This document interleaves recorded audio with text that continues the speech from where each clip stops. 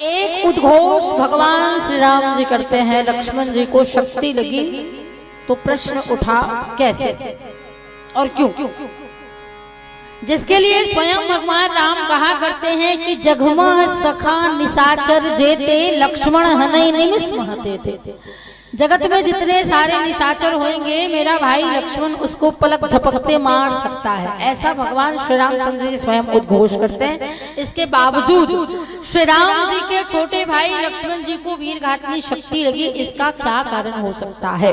तो आइए कुछ कारण हम मानस को आधार लेकर आपके बीच रखने का प्रयास करते हैं। सर्वप्रथम क्या कारण था? तो गोसाई जी लिखते हैं कि क्रोधवंत तब भयउ अनंता। लक्ष्मण जी महाराज क्रोधित होकर आगे बढ़े थे युद्ध के लिए। सबसे पहली बात, ये जो क्रोध है ना वो हमारे विवेक शक्ति को खत्म कर सकती है, हमारे सोचने समझने की क्षमता को नष्ट कर देती है।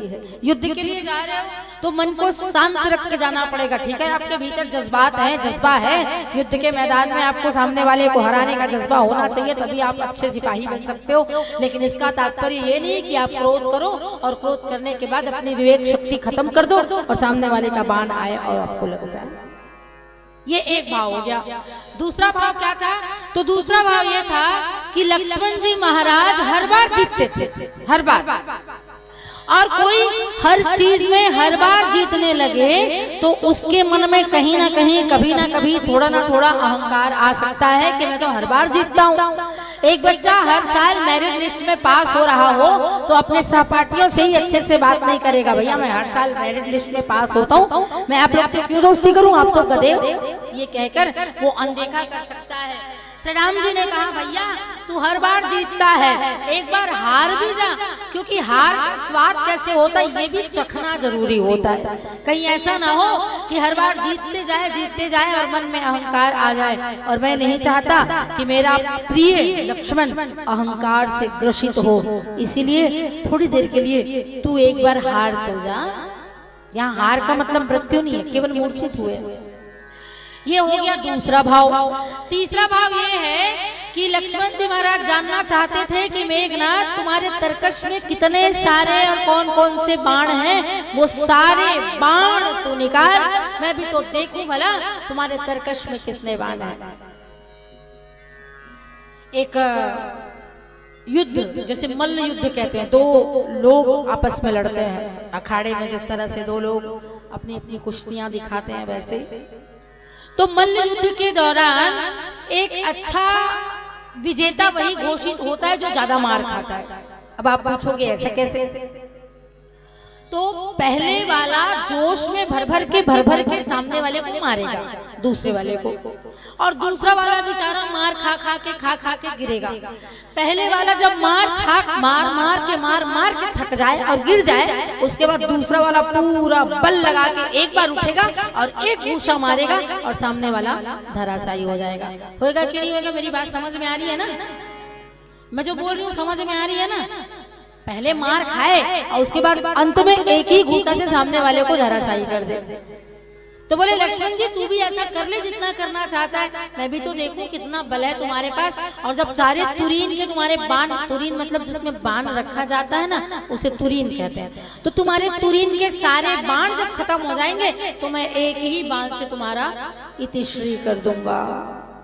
हमारी माताएं बहनें, आप जब चूल्हा जलाती हैं, चाहे गैस चूल्हा हो चाहे मिट्टी का चूल्हा हो, आप जब चूल्हा जलाती हैं एक पतीला या गंजी में पानी चढ़ाती हैं। पानी को इतना ही उबाल आने देना चाहिए, या दूध चढ़ाए तो दूध को इतना ही उबाल आने देना चाहिए कि वो केवल उबले, उफने मत। अगर उफन गया तो क्या होगा? आग बुझ जाएगी, है कि नहीं? तो लक्ष्मण जी महाराज ने कहा बेटा मैं वही आग हूँ, तू वही आग है और मैं वो पतीले का पानी हूँ। तू जल जितना जलना है, और जब तू जलते जलते मेरे ऊपर से उफान जब आएगा, मैं उफनूंगा, तब तू पूरी तरह शांत हो जाएगा। कई बार होता है ना चावल पका रहे हैं और वो उफन जाता है तो हमारी गैस बंद हो जाती है या फिर चूल्हा पूरी तरह बुझ जाता है, तो वैसे ही तू भी बुझने वाला है। तो देखो कितना लौ है, कितना प्रकाश है, कितनी क्षमता है, कितनी शक्ति है तुम्हारे भीतर। ये भी कारण था। एक और बहुत मजबूत कारण था।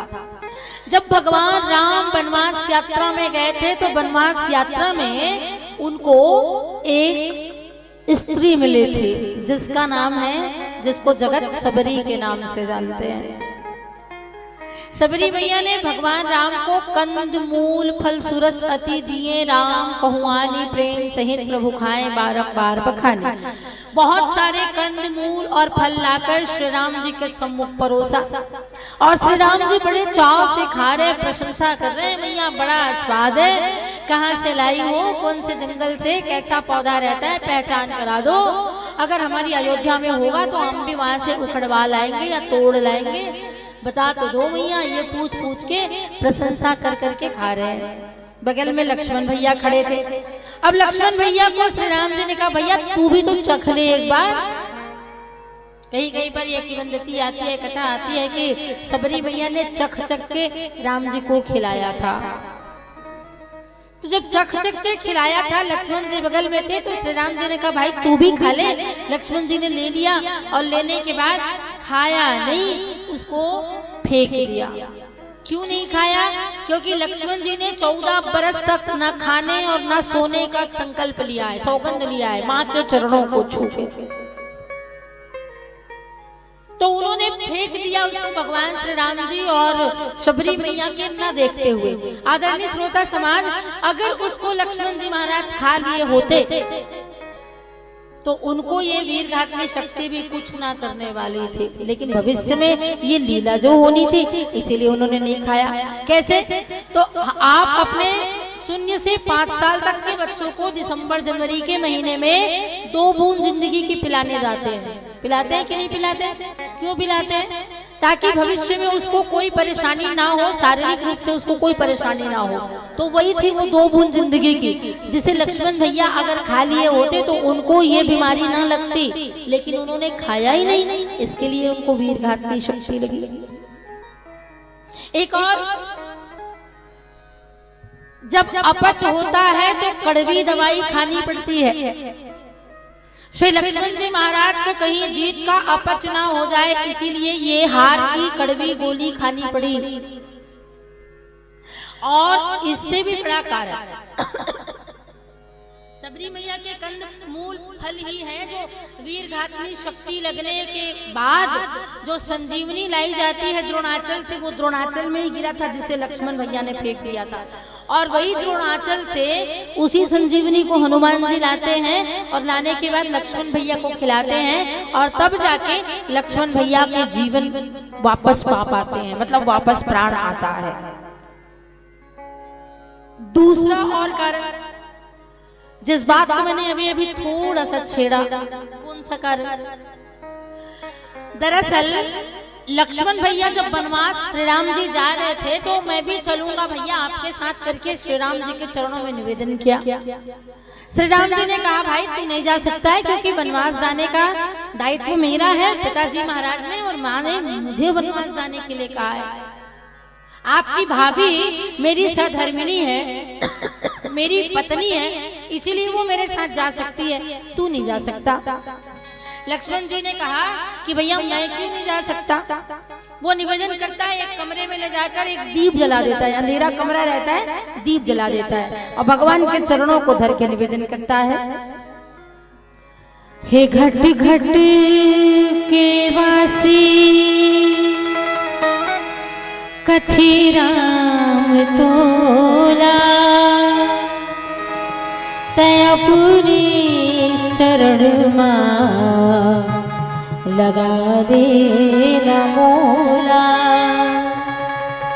मोरी जिंदगी के नैया डुबैया है स्वामी, ये जिंदगी के नैया डुबैया है स्वामी, दया कर कृपा कर हे अंतर्यामी।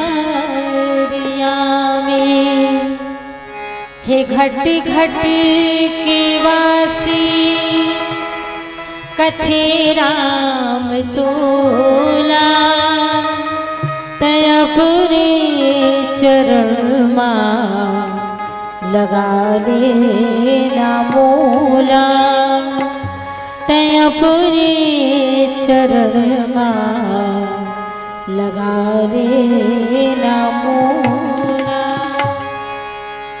चरणों को धर के श्री राम जी के सामने निवेदन कर रहे हैं लक्ष्मण जी। श्री राम जी ने कहा भाई तुम्हें घर की रक्षा करनी होगी, क्योंकि मैं जा रहा हूं तो भरत हो जाएगा अकेला, इसीलिए भरत के साथ रह के तू सेवा करना, माता पिता गुरुजन और समस्त प्रजा की। शत्रुघ्न तो अभी छोटा है, उसको समझ नहीं है, लेकिन तुझे समझ है इसीलिए तू यहाँ पे रह। वो अंधेरा कमरा था, दीप जल रहा था। लक्ष्मण भैया ने कहा कि भैया ठीक है आप वनवास जाना चाहते हो चले जाओ, मैं रोकूंगा नहीं, लेकिन भैया आपके पीछे इस दिए की रोशनी से परछाई बन रही है, तो इस परछाई को साथ मत ले जाना, इसको छोड़ के जाना। श्री राम जी ने कहा क्यों रे, तू बौरा गया है, पगला गया है क्या? अगर मैं जाऊंगा तो मेरे पीछे पीछे मेरी परछाई भी तो जाएगी। इस पर पुनः निवेदन करते हुए श्री लक्ष्मण जी ने कहा प्रभु मैं कब से आपको यही तो समझाना चाह रहा हूँ, मैं आपकी परछाई हूँ, इसीलिए आप जहाँ जहाँ चलोगे मैं आपके साथ जाऊंगा।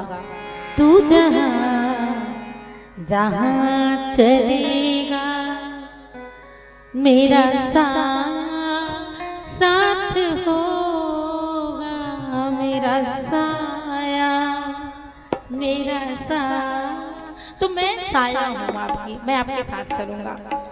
अंततः लक्ष्मण भैया की बातों से श्री राम जी सहमत हो गए, लेकिन एक शर्त लगा दी। और शर्त क्या थी कि भैया तू ना वनवास तो जाएगा, परंतु दो लोगों से अनुमति लेनी पड़ेगी। पहली अनुमति हमारी जन्मदात्री माता सुमित्रा से, और दूसरी अनुमति अपनी धर्म पत्नी हमारे घर की अनुजवधू पुत्रवधू कौन, उर्मिला से। अगर इन दोनों ने तुम्हें जाने के लिए कह दिया तो तू मेरे साथ चल सकता है। श्री राम जी जैसे ही ऐसा बोले लक्ष्मण जी दौड़ गए रनिवास की ओर, और रनिवास की ओर दौड़े तो पहला कक्ष पड़ा उनकी पत्नी का, जिसको उन्होंने देखा भी नहीं, आगे बढ़ गए। कहते हैं कि वो हाथ में थाल सजाए खड़ी थी, तिलक लेकर, कुमकुम चंदन और रोली का तिलक लेकर, दिया जलाकर, क्योंकि मेरे भारत की स्त्रियों में इतनी क्षमता होती है कि जब जंग में जाए सिपाही तो खुद सजने तिलक लगाए, मुंह से तो कुछ ना बोले, चुपके चुपके नीर बहाए। ये मेरे भारतीय सभ्यता की संस्कृति की पहचान है। तो इसीलिए उर्मिला मैया दरवाजे पर खड़ी रह गई, परंतु लक्ष्मण जी ने उनकी ओर देखा भी नहीं, आगे बढ़ गए। किसी ने पूछा उर्मिला जी की ओर क्यों नहीं देखा, तो इसका उत्तर ये बताते हैं प्रबुद्ध लोग कि उर्मिला जी की ओर देखते, और हो सकता है उर्मिला के मन में श्री लक्ष्मण जी के लिए या लक्ष्मण जी के मन में उर्मिला के लिए यहाँ पर प्रेम आशक्ति जागृत हो जाती, और प्रेम आशक्ति जागृत होती तो लक्ष्मण जी अपने कर्तव्य से कहीं कर्तव्य विमूढ़ ना हो जाते। इसलिए आगे बढ़े तो माँ का कक्ष था, और माँ के कक्ष में गए, माँ के चरणों को प्रणाम किया और निवेदन करते हैं। तो माँ ने कहा बेटा ये सौभाग्य है मेरा, पुत्रवती जुबती जग सोई, रघुपति भगति तासु सुत होई, न तनु बांझ भली बात बयानी।